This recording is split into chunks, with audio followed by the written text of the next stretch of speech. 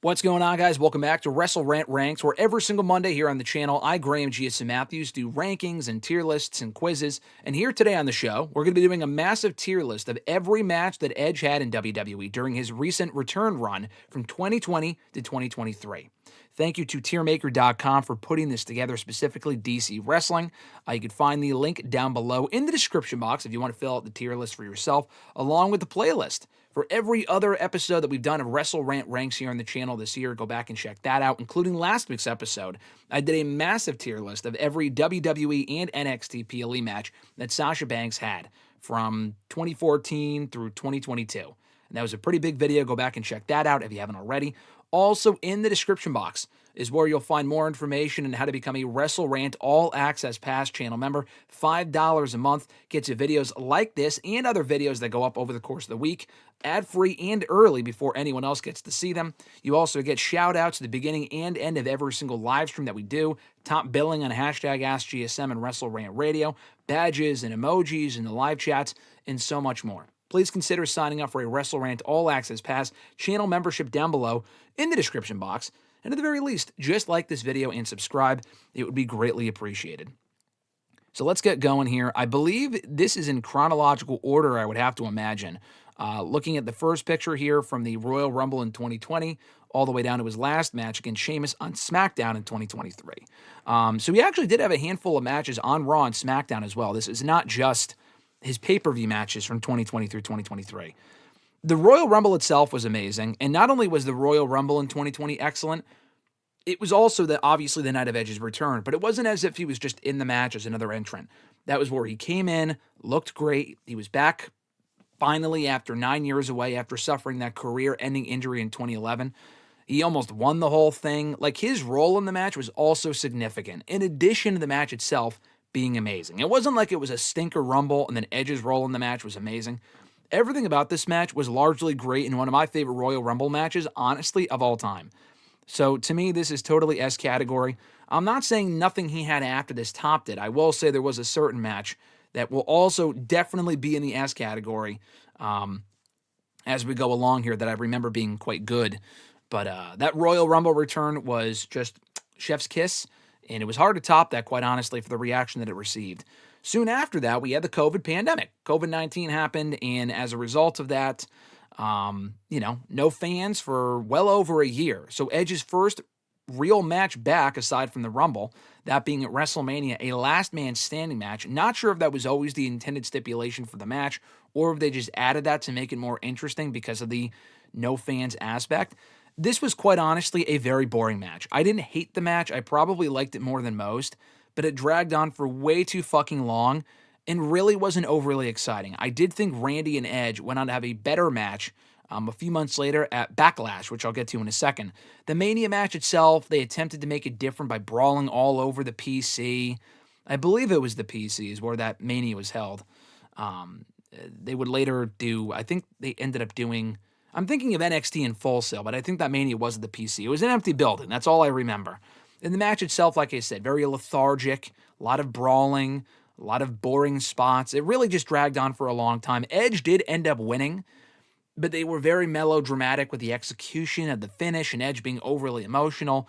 Didn't really work for me, brother. This goes in the C category. It was disappointing, too, because I feel like the match would have been a lot better had there been fans and had they structured it a different way than they did. I applaud the attempt to be different and do something different. It just didn't really work for me, brother. The rematch, like I said, which was stupidly billed the greatest match of all time, I can safely say it is indeed not the greatest wrestling match of all time. Specifically because, the match would not have been the greatest wrestling match of all time, period. But there were no fucking fans. Like I said, there were no fans for another year and a half. So how could you have the greatest match of all time without fans? You just can't. But they did go in there and have a lot of great spots, a lot of trading of finishers. This ended up being, honestly, a very good match. I will probably put this in the A category.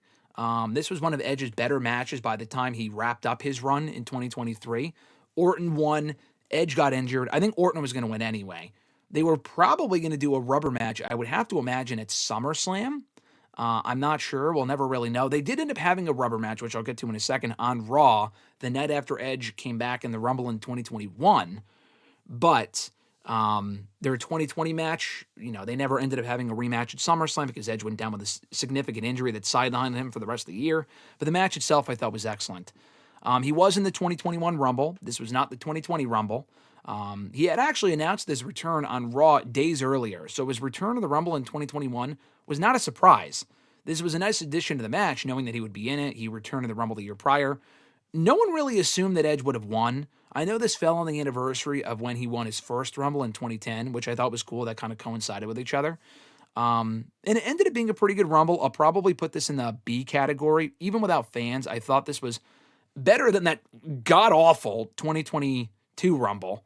I would probably even put it above the 2019 Rumble. I like this Rumble. A bit underrated because there were no fans, and that's the whole point of the Rumble, to have fans and reaction to shit. We also had his reunion with Christian in the match as well.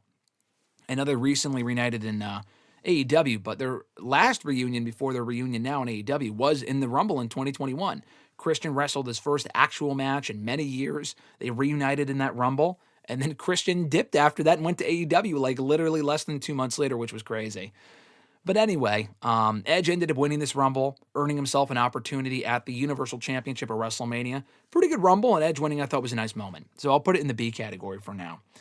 Edge and Orton on Raw, I honestly don't really remember much about this match. I remember it not being bad. Like, it wasn't a bad match. I think someone cost Orton the win. I feel like someone interfered. I don't remember.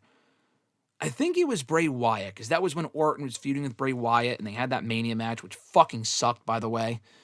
Both of their Mania matches sucked in 2017 and 2021, respectively. But Edge and Orton, I don't really remember this match all that well. I'll put this at the top of the C category.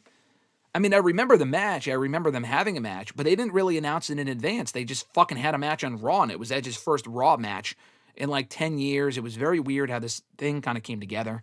And Edge won, ending the feud. I'm glad they settled the score here because they were the first two in the Rumble in the night prior in the Royal Rumble in 2021.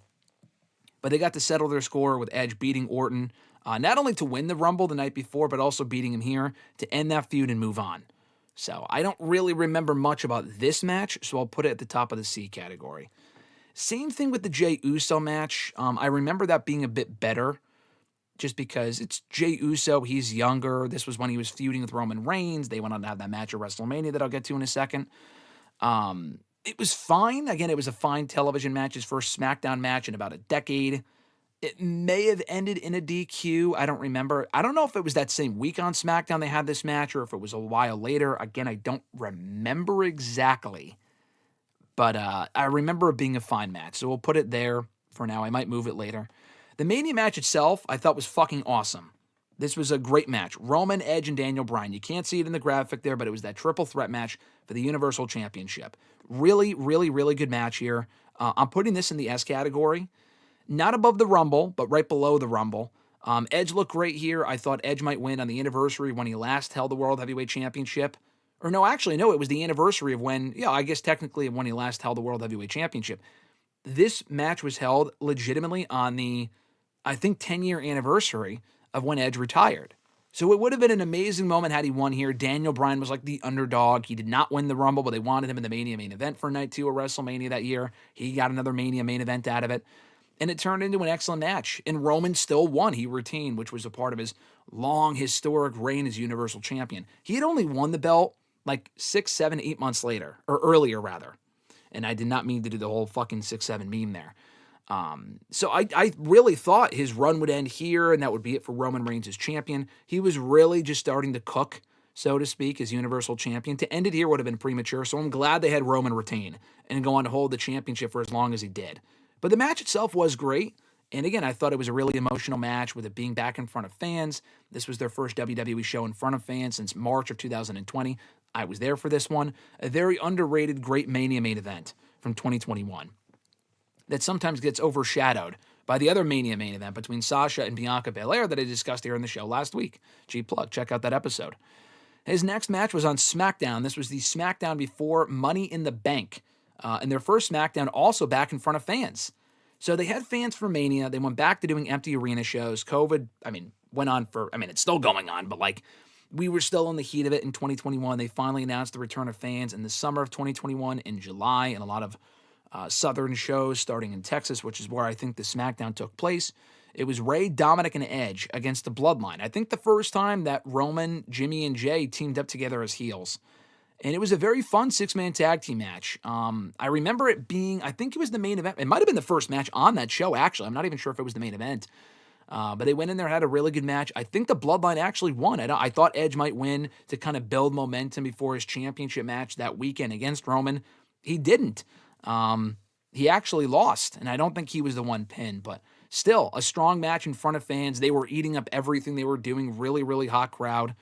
And WWE's crowds would not remain that hot. Like, they were literally hot for a week and then went right back to being normal, dull, and boring. Because the product was fucking dull and boring for the most part in 2021.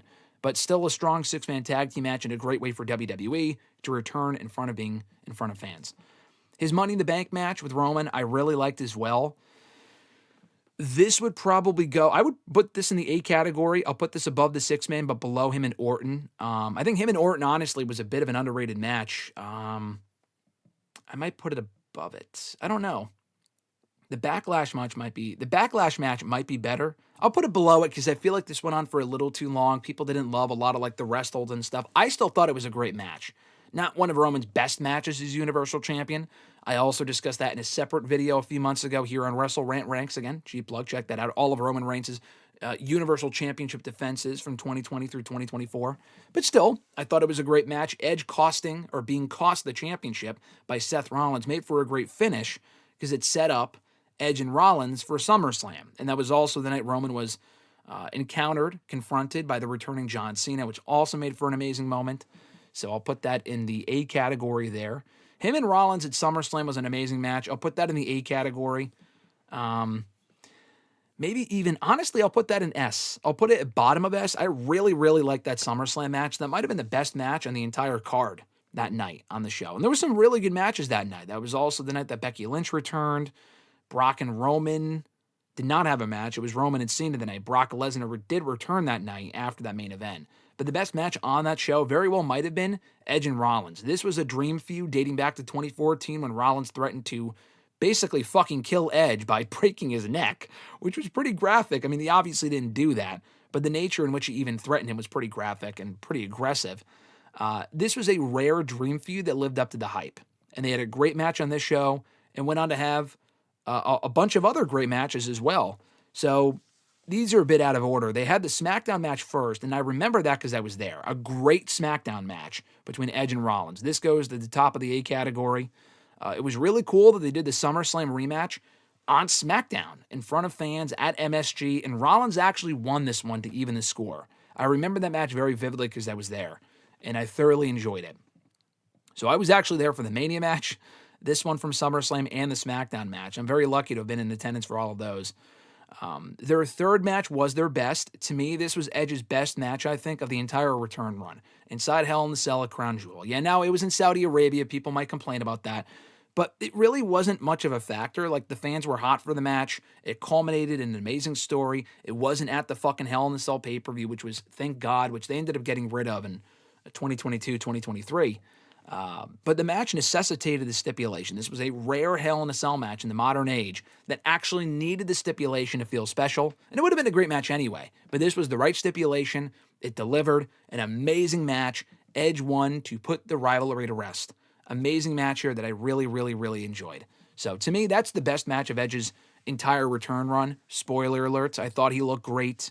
And that entire feud, I think, was the I don't know what you would call it, the fucking coup de grace or whatever. It wasn't the finish, but it was really the best work he put in during his entire return run. He had some other good years in 2022 and 2023 and whatnot, as well as in 2020. The best work he did during that entire run was easily in 2021 with Bryan, Roman, and Rollins. Some great matches that year. He then disappeared for a while until early 2022, or actually, no, he disappeared for only a few months, resurfaced on Raw for a rivalry with the fucking Miz. Now, I honestly didn't mind the feud because we never saw Edge and Miz in a full-fledged feud rather during Edge's original run a decade earlier. They did have a few matches on Raw and SmackDown in early 2011. I remember those, and that was a feud I really wanted to see. We got it in late 2021, a decade later, but we got it. The Miz at this point meant nothing. I mean, the Miz was just kind of fucking there. He was really just there to eat the loss. And they had a fine match. I mean, this would easily be C category. It was okay. Probably above the Orton match because I remember it more. But this was where Beth Phoenix returned to kind of counteract Maurice, which set up the mixed tag team match of the Rumble. But their first match of day one, perfectly fine for what it was. Probably belonged on television, but I enjoyed it. It was okay. Not a great match. It was decent for what it was. The mixed tag team match, probably along the same lines. I'll put that above the singles match because the singles match really only existed to set up the mixed tag team match for the Rumble. And again, perfectly fine. It was an attraction for the undercard. It was decent. It set up what Edge was doing next, going into WrestleMania with AJ Styles. So that's what you see here. Their Mania match, and then the Backlash match, then the Hell in a Cell 6-man tag team match. The Mania match I liked. I will put this in the B category, top of V. I actually liked the Mania match. I didn't think it was great. It was kind of dull. I was expecting more. It was definitely disappointing. Didn't live up to the lofty expectations. The finish was kind of lame. Damian Priest cost AJ the win, but that was to set up the new Judgment Day. So I really like that. But as far as the execution of the finish, it might have been more memorable than the match itself. So this was like a decent match. You probably could even put it in C. I like the match, so I'll be more generous towards it. I thought it was a nice match. Edge won to kind of, this was right after he turned heel, obviously, to set up the new Judgment Day. The Backlash match I thought was better. Almost everything at Backlash was better there than it was at WrestleMania. I really liked that show. I was at that show. I was at both Mania and WrestleMania Backlash in 2022. And the rematch was even better than the first match. A very similar story to their original encounter, though. Damian Priest was out of the picture, but it was Rhea Ripley who cost AJ the win to set up her involvement in the new Judgment Day. And I thought that was awesome as well. Again, not quite the match I was hoping for from these two, but still a very good match and better than their Mania match. So I'll put it in the B category. The 6-man from Hell in a Cell, I think, is very underrated. I will put this in the A category. I thought this was a great match. I'll put it above the 6-man from SmackDown because at least it was on pay-per-view. And Edge won again. We got to see AJ and Finn Balor team up, which was fucking awesome. Liv Morgan was also in there as the as the counterpart for Rhea Ripley. This was, I think, the only 6-person tag match that Edge, Damian, and Rhea had. They may have had, I don't think, I was going to say they had one on Raw. They clearly didn't because we would have ranked it here. This was the only match they had together before they booted Edge out of the group on Raw the next night, which I fucking hated because I was really liking this iteration of Judgment Day. It wasn't really settling for some people, which I totally understood. But I liked the match, and I thought the match was great, and I liked this version of the group. So again, I might be being generous here by putting it in A. I might switch some stuff around, but I still thought the match was really good. Let's see. Him and Damian Priest was a very good match on Raw. I'll put this below the two, probably above the AJ match for Mania, but below their Backlash match. It was a fun match. I think this was in Toronto, Edge's home country, of course, hometown. He beat Damian. This was right before the Clash of the Castle match because he returned at SummerSlam after taking some time off. I think after being attacked by the Judgment Day. Came back at SummerSlam, did this match, and then wrestled at Clash of the Castle with Rey Mysterio against Finn and Damian. And the match was good. I really don't remember much about the match itself. I'll put this in the B category, probably above the AJ match for Mania. And above that match as well. It was a fun match. It was fine. This was really honestly all about the post-match shenanigans. The post-match shenanigans with Dominic turning heel, and that was great, obviously, and that really kicked off his career as a singles star. But yeah, the match itself was fine, pretty basic tag. I just thought the post-match really overshadowed the match itself. Him and Dominic on Raw was decent. I don't really remember much about the match, quite honestly. I think it ended in a DQ. It's not like fucking Dominic beat Edge, but this was like Edge's revenge for Dominic turning on him at Clash of the Castle and Rey Mysterio, and it was kind of a nothing match, so I'll put it in the middle of the C category. Him and Finn Balor was good from Extreme Rules. I thought the match was good. This was their I Quit match. I will probably put it below the Mania Backlash match, but above the Clash of the Castle tag. Finn Balor did win this. They threatened to attack his wife, Beth Phoenix. Edge gave up, and this was when he was gone until the Rumble. The Rumble was good in 2023. It was a very good Rumble. Edge didn't really do anything. He just returned in the Rumble, so it's kind of hard to say, like, oh, like this, I don't know. I'll put it at the top of B. It was a very good Rumble. Edge is rolling. It wasn't nearly as significant as it was in 2020 or in 2021. But he returned in the match again, and he did not win, obviously, but he got his revenge on the Judgment Day, eliminated them, and that was about it. He did have a random Raw match, as you could see here, with Austin Theory over the United States Championship in 2023. This was where I think Finn Balor cost him the win. The mixed tag team match also is not on here. I don't know why they did not include it. They're missing the mixed tag from Elimination Chamber. It was Edge and Beth versus Finn and Rhea. And Edge and Beth won. I would probably put that at top of B, if not low A. I thought that was a really fun match. That's not on here. I don't know why they forgot that. If I noticed that beforehand, they would have included it. But it's not. The match with Balor, or Theory rather, was good. It was in Canada. They were behind Edge. He was never going to fucking win the United States Championship. But it was cool. I mean, they did not do a DQ finish. They had Finn Balor cost Edge the win, like I said, but Theory got to pin Edge. And then he pinned John Cena a month later. He pinned Rey Mysterio around this time, pinned Rollins, and went on to do fucking nothing in the months that follow, which is kind of crazy. I mean, Theory's first few months of 2023 involved him beating Rollins in singles matches. Rollins, Bobby Lashley, Rey Mysterio, Edge, and John Cena, current and future Hall of Famers. And he fucking retained the title inside of Elimination Chamber. And he still went on to become a loser after WrestleMania. I don't get it. It's very strange to me. But anyway, the match on Raw was fine. I'm definitely going to do some restructuring here and put some of these matches in the D category. I mean, definitely this is going in the D category. I'm sorry. We'll put those in the D category. We have a lot of Bs here. I'll put this at top of C. Put that at top of C. I'll keep the Rumble in 2021 in the B category. It's a good Rumble. But anyway, with the match with Theory, we'll put it at top of C. It was fine. He lost. I guess we'll put it in the middle. We'll put it in the fucking middle of C with the mixed tag team match from the Rumble. We'll put it there, actually. We'll put it, it was probably better than the men's match. We'll put it right smack down the middle, smack dab in the middle of C.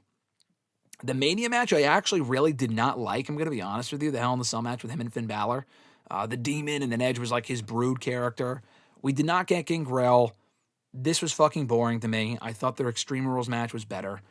I really did not like the match. I'll put it at top of C, but I really did not care much for the match at all. The triple threat from SmackDown was actually great. I'm not going to lie to you. I thought this was a great match. I will put this, let's see. I'll put it there. I mean, people may not remember that match. It was a part of that World Heavyweight Championship tournament. I think whoever qualified from this match went on to face Bobby Lashley, and the winner of that match wanted to face Rollins and Night of Champions. I think it was Night of Champions for the World Heavyweight Championship to crown the inaugural World Heavyweight Champion. And then AJ lost that. But this match was great. I really enjoyed this match. It was one of the better matches from Edge's run. Probably his best. It had to have been his best TV match, aside from the Sheamus one, which I'll get to in a second. Him and Waller was an impromptu match from MSG. I was at this one as well. His last match at MSG to date, probably ever. A fun match. I mean, it was Waller's in-ring debut, and it was cool to see him in there with Edge. He didn't really benefit at all. He went right back down to the fucking undercard after this, but, it's not like Waller won. But it was fine for what it was. I will put this in the B category. I'll put this... It was an MSG, so it was memorable. I'll probably put it there, to be honest, above the Clash of the Castle tag team match. It wasn't like a great match, but it was fun, and it was significant with it being Edge's final MSG match and Waller's first ever match on the main roster. And then finally, his last match in WWE with Sheamus, which was also in Toronto, I think. This could have very well been his retirement if he chose to walk away at this point, not re-sign to WWE and not go to AEW. I'm glad he did go to AEW. But they actually went in there and had a great match. It was not above the SummerSlam match with Sheamus. I might put it above the Edge and Rollins match from SmackDown. I just thought this was a great way for Edge to go out. They made an entire show about Edge. It was in his hometown. He won. They worked really well together. And that was the last time we ever saw Edge in WWE. It was on this night. He waved goodbye. And then it was over for him. He left WWE right after this. So, it was a great way for him to go out. So I'll probably put that in the top of the S category. Not the top of S, but bottom of S. And make those his top 5 best matches in WWE during that run from 2020 through 2023. So looking at this one more time, I feel like this is fair. I almost want to put this atop of A. Like, look, if we put this atop of A, and then this at B, and then something, and then that's a bit more even, but I mean, not really. I mean, these two are even, but it hardly matters. I mean, my OCD is kicking in there. I'll move this back. On my bad. This would be here, and this would be here. Okay. So these two are even. These two are not even, but that's totally fine. I might put this in D. I mean, it was really a nothing match. I might actually put that at D. If I put the Orton match in D, then the Dominic match would probably be in D as well. So if I put that in D, I'll put the tag match atop of B. I mean, I really don't have to. I can keep it there. You know what? Fuck it. I'll keep it there. Whatever. It doesn't really matter. The only thing I'll change is the Dominic match and put that atop of D. So here's my definitive list of every Edge match from 2020 through 2023, excluding the mixed tag for whatever reason that's not included. I think they forgot to include it.